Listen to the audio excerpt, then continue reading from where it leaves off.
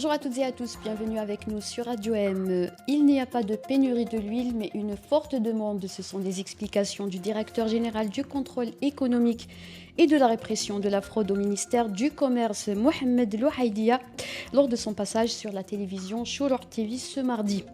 Quant aux infractions liées à la spéculation, le même responsable a fait état d'au moins 80 infractions, dont 72 procès-verbaux établis. Il a indiqué que la production de l'huile a doublé et rassuré également que des mesures ont été prises afin de couvrir les besoins du marché pendant une période de 3 mois. La Confédération africaine de football a demandé l'ouverture d'une enquête suite à l'agression de 3 journalistes algériens dimanche soir près de l'hôtel des Verts à Douala au Cameroun. Dans un communiqué rendu public, la CAF a condamné avec force l'agression à l'arme blanche de ces 3 journalistes.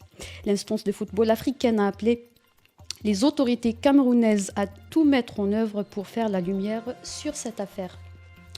En Tunisie, le président tunisien Kais Saied a estimé que ceux qui ont été assignés à résidence étaient censés être en prison, faisant allusion au vice-président du mouvement Ennahda Nourdine Bhiri et l'ancien cadre du ministère de l'Intérieur Fethi Beldi qui sont détenus depuis une dizaine de jours.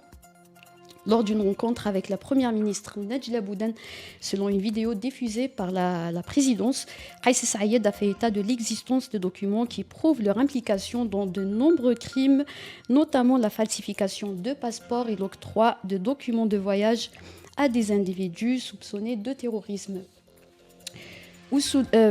Au Mali, après avoir promis des ripostes, le chef de la transition malienne, le colonel Assimi Goïta, a appelé lundi la communauté des États d'Afrique de l'Ouest au dialogue pour trouver un consensus entre les intérêts supérieurs du peuple malien et le respect des principes fondamentaux de l'organisation.